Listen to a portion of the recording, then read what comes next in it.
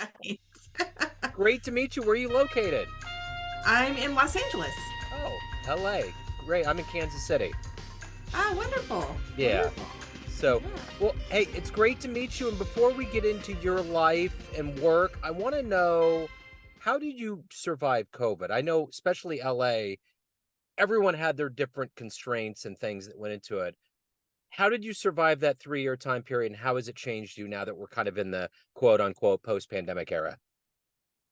Yeah, I think it was a very interesting time for me on many levels. I think the first thing was a big panic in some of our clients. And one of the benefits that we had is executive leadership consulting has always been virtual. So I was able to do webinars for clients on how to manage a virtual team, how to lead a virtual team, how do you ensure productivity, and also really seeing the need for empathy and to create some space to just really connect with people on a personal level. How are you doing? How is your family? And kind of creating that space within the culture, which I think changed a lot of how team cultures operate. And Yeah. then for me personally, it was pretty hard because I lost 3 family members in Wow. 10 days from COVID. And so it has changed me significantly in that way. And just a realization of the importance of being present and really connecting with the people that you care about and that you love, and making sure that any moment they could go, you never know, right? And so really valuing my relationships, I think, a little bit more. So let's get to the essence of what you do for a living. I'm going to put you in front of a bunch of third graders. Career day. One of the kids looks up and says, "Hey, what do you do for a living?" How do you answer that child?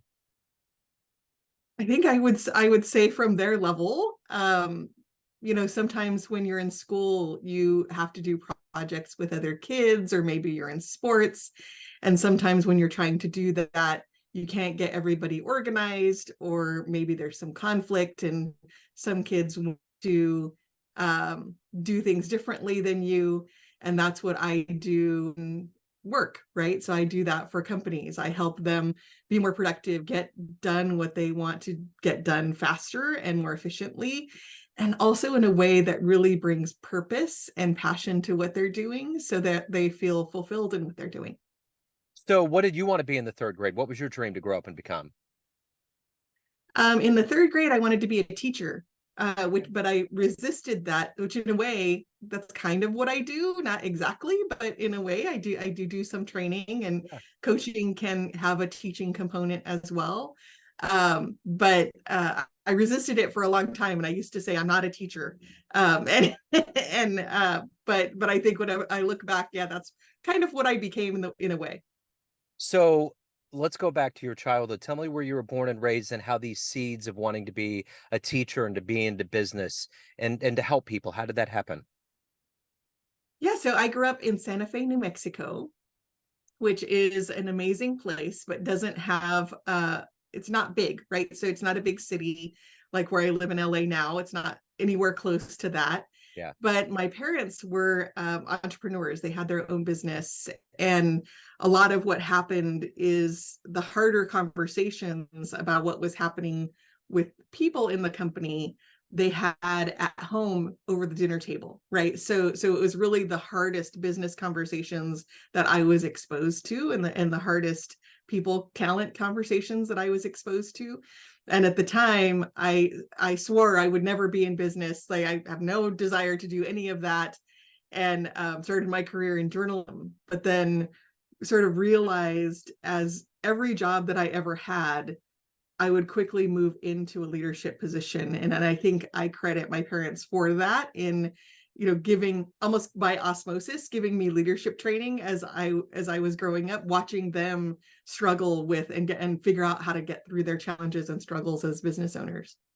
So, who's been a hero for you in your life? I would say they are, but in different ways, right? So I think my dad, more from the visionary, you can do anything's possible if you really believe you can do it, like really inspiring. really encouraged me, especially as a woman, right, to not let those things that people were telling me limit me of about what I could do or what I could accomplish. And then similarly with my mom, in a different way, she actually went through some of those things. So she, growing up in New Mexico, also, she was asked to drop out of school in the 9th grade to go to work to pay for her brother to go to college because her education wasn't that important. And watching her, of course I wasn't alive at that time, but watching what she accomplished, knowing that, and she ended up going back to school. She ended up getting her master's degree. She was a speaker all over the country, and really seeing like the breaking through those limitations that were real for her. So my dad saying what was possible and then her actually living it were both inspirations to me.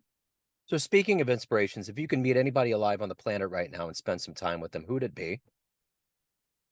I think I would pick Oprah Winfrey. And I think similarly, yeah, I think maybe some people might say they want to meet her because of her inspiration, but I really am fascinated by her life story Yeah. and how she's overcome some of the things that she's overcome.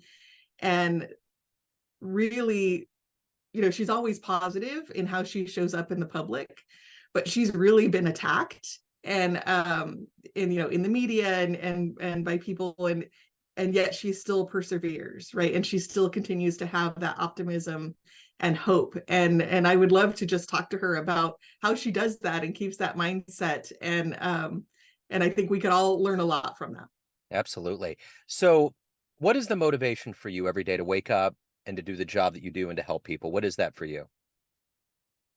For me, we have a process called the why connection, and so my why is really what motivates me.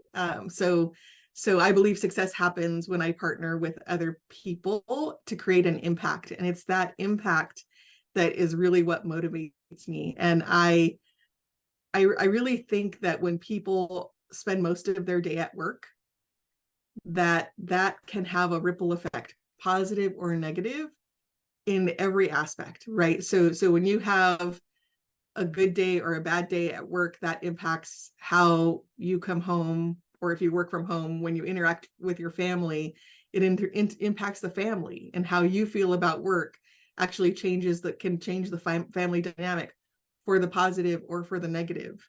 And then you and your family then go out into the community, and you're at the market or at the gas station, and your mindset and how your emotions are now transmitting to how you're treating other people in the community, and so that impacts other people in the community. And so I see this ripple effect of how people are fulfilled at work, and when they're passionate about work, how that can ripple out into greater circles of influence, and really make a difference in people's lives. So even if I just impact one person, especially if they're a leader, right, then they could impact hundreds of people in where they work, and then those hundreds of people can impact thousands of people in their communities. And so that's what really motivates me to do what I do.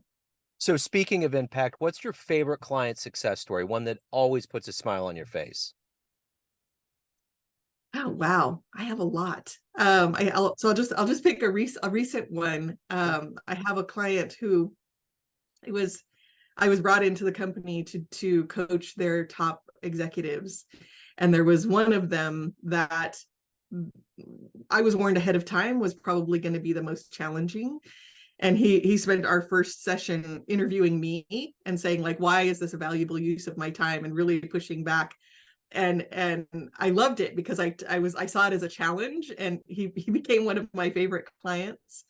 And we expanded into working with his team, coaching other members on his team, but also creating, a team purpose and things like that. And they can't really tell me what they do, because what they do is top secret work for the government. But in just having a conversation with him, and he said, you don't even realize the impact that you've had on how we do what we do and our ability to deliver, and that based on what we deliver out, with our product out into the government, you're making a difference in the world, right? And because of the technologies that we're providing, right? And it really just struck me that, again, that ripple effect of you never know how you're influencing other people, and how they then can influence and can really make a difference in how the world works. So what are you the proudest of that you've done so far in your life? Of all the things that you've accomplished, what are you the proudest of? I am less about the accomplishments that I've done. I think I know that there have been many, but it's more about that I'm always growing, right? That I've never stopped evolving, I've never stopped growing, I've never stopped changing. I think that's what I am most proud of. And I see that people who are successful in whatever they do, whether that's entertainment or sports or business, that when they're constantly evolving and looking at how can they serve and how can they change to have a bigger impact, they're really making that difference for people. And also, they never get bored. I am never bored because I am constantly evolving and learning, and always see more that I can learn and continue to develop. And I think that's what I would be most proud of. So everyone has a perception of you, family, friends, clients, colleagues, but you ultimately run the show. What's your perception of you? Who do you think you are? I think that I've had I'm somebody who really believes in possibility, right? So and choice, right? So I think where I I get frustrated when people argue for their limitations, right? And because I can see the possibility for them, and it's something that comes naturally to me to want to see the possibility for people and see the potential of they can be, and what they can do and what they can accomplish. And so yeah, I'm somebody that sees that possibility in people even when they can't see it for themselves. So Sonya, if anyone wants to hire you, learn more about you, anything about your business and your world, where can they go?